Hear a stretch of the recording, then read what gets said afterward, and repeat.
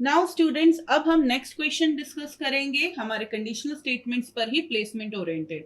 सो हमारा next question है find error और output in the following code. हमारे पास यहाँ पर कुछ कोड लिखा हुआ है जिसमें हमारे पास दो वेरिएबल्स हैं इंटीजर टाइप के, जिनकी वैल्यूज है a equals to 100 and b की वैल्यू है 74। फिर हमारे पास कुछ कंडीशंस हैं, इफ कंडीशन है, दो इफ कंडीशंस हैं और दोनों ही सेपरेट इफ स्टेटमेंट्स हैं। इफ विद इन इफ नहीं है, ये दोनों ही सेपरेट इफ स्टेटमेंट्स हैं। तो पहला इफ स्टेटमेंट जो है उसमें हमारा लिखा है a plus plus is less than 100। उसके बाद है हमारे पास लॉजिकल एंड ऑपरेटर। फिर है हमारे पास b plus plus is greater than 200। Fine. अगर ये कंडीशन हमारी ट्रू होती है, उस केस में हमारे पास क्या करना है, कंपाइलर को प्रिंट करना है value print f high values with a equals to percentile d, b equals to percentile d, and then यहाँ पे a और b है हमारा। फाइन। अगर ये कंडीशन ट्रू होती है तो, बट हमारे पास इसके बाद एक सेपरेट इफ कंडीशन है, इफ स्टेटमेंट है। अब ये हमको कैसे समझ आए कि ये सेपरेट इफ स्टेटमेंट है कि ये नेस्टेड इफ स्टेटमेंट्स है, ये हमें इंटेंटेशन से समझ आया। मैं जब भी प्रोग्राम बनाती थी तो आपको ये यही बोलती हूँ कि टैप करके आप प्रॉपर इंटेंटेशन का फॉलो करिए रूल्स, क्योंकि अगर आपने प्रॉपरली फॉलो नहीं करा तो कंफ्यूज तो होंगे ही, आंसर भी गलत कई बार आ जाएगा। दूसरा और एक रीजन है कि हमें कैसे पता चला कि ये दोनों इफ स्टेटमेंट्स अलग अलग हैं, कि जब भी इफ स्टेटमेंट के बाद सिंगल स्टेटमेंट लिखा जाता है तो वो लिखा जाता है बिना ब्रेसेस के। अगर मल्टीपल स्टेटमेंट्स लिखने हैं तो हमें ब्रेसेस के साथ लिखना होता है, और इस इफ के लिए एक सिंगल स्टेटमेंट प्रिंटफ हो चुका है। फाइन।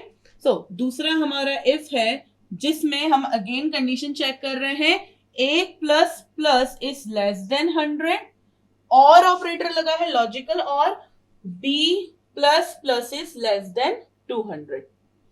अगर ये कंडीशन ट्रू होती है तो उस केस में हमारे पास एक और प्रिंट एफ है जो प्रिंट करा रहा है low values with a equals to percentile d, b equals to percentile d, a comma b। Fine. तो सबसे पहले हम हमारा फर्स्ट इफ स्टेटमेंट जो है उसको सॉल्व करते हैं। यहां पे लिखा है a plus plus is greater than 100। a plus plus किस टाइप का इंक्रीमेंट हो रहा है, post increment, post fix increment. और पोस्ट फिक्स इंक्रीमेंट का मतलब क्या होता है कि पहले हमारा एक्सप्रेशन इवेलुएट होगा, पहले एक्सप्रेशन सॉल्व होगा, उसके बाद हमारे वेरिएबल की वैल्यू इंक्रीमेंट होगी। सो करेंटली हमारे पास जो वैल्यू है a की दैट इज 100, और यहां पर हम चेक कर रहे हैं 100 इज ग्रेटर देन 100। तो कंडीशन तो गलत हो गई हमारी, क्योंकि 100 इज ग्रेटर देन, अगर इस तरीके से लिखा होता इक्वल इक्वल्स टू 100, या फिर लिखा होता ग्रेटर देन इक्वल्स टू 100, या फिर लिखा होता 100 लेसर देन इक्वल्स टू 100, इन तीनों ही स्टेटमेंट में कंडीशन ट्रू हो जाती। बट इस स्टेटमेंट में हमारी कंडीशन क्या हो गई, फॉल्स हो गई। कंडीशन फॉल्स हो गई का मतलब ये नहीं है कि हमारा ए का इंक्रीमेंट इसके बाद नहीं होगा, ए का इंक्रीमेंट होगा। कंडीशन फॉल्स होने के बाद जो हमारी a की वैल्यू थी 100 वो बढ़कर हो गई 101।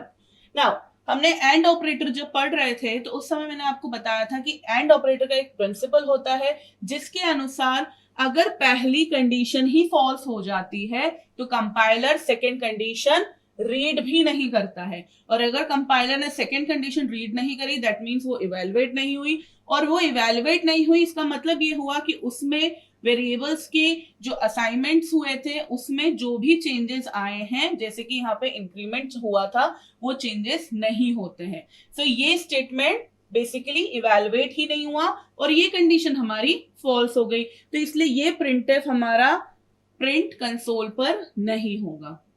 नेक्स्ट अब आते हैं हमारा दूसरा स्टेटमेंट। दूसरा स्टेटमेंट, पहले स्टेटमेंट में अभी भी हमारी जो b की वैल्यू है वो इस वक्त 74 है। फाइन। दूसरा हमारा जो इफ स्टेटमेंट है उसमें जो कंडीशन है वो है a plus plus less than 100, a plus plus less than 100। Again यहाँ पे क्या है हमारे पास, पोस्ट फिक्स इंक्रीमेंट है, तो सबसे पहले तो क्या होगा, हमारी जो अभी करेंटली ए की वैल्यू है जो कि क्या है 101, उसे हम कंपेयर करेंगे 100 से, तो ये है हमारा कंपैरिजन। अब ये कंडीशन क्या हो गई, ये भी हमारी कंडीशन हो गई फॉल्स, क्योंकि 101 इज ग्रेटर देन 100, तो फॉल्स हो गई। बट जो मैंने आपको बात बोली थी, फॉल्स होने का मतलब ये नहीं है कि हमारा ए इंक्रीमेंट ना हो, सो ए इंक्रीमेंट होकर अब यहाँ वैल्यू हो गई है 102। अब आगे हम पढ़े तो यहाँ पे लिखा है लॉजिकल और लॉजिकल और में हम तब तक कंडीशंस चेक करते हैं जब तक हमें फर्स्ट ट्रू कंडीशन ना मिल जाए, राइट। सो हमारे पास अब नेक्स्ट कंडीशन है b plus plus less than 200। सो b प्लस प्लस अगेन यहाँ पे क्या है, पोस्ट फिक्स है, तो सबसे पहले कंपैरिजन होगा 74 इज लेस देन 200, तो कंडीशन क्या हो जाएगी हमारी, ट्रू हो जाएगी। कंडीशन ट्रू होने के बाद अब हमारे b का क्या होगा, इंक्रीमेंट होगा, सो ये हो जाएगा 75। अब यहां पर क्योंकि इसकी कंप्लीट इस पूरे इफ स्टेटमेंट का जो आंसर आया कंडीशन का ट्रू आया है, इस वजह से ये प्रिंट इफ स्टेटमेंट हमारा प्रिंट होगा और आंसर हमारा प्रिंट हो जाएगा low values with a equals to, इस तरीके से कंसोल पर आंसर प्रिंट होगा, low values with a equals to 102, b equals to 75। So ये होगा हमारा करेक्ट आंसर।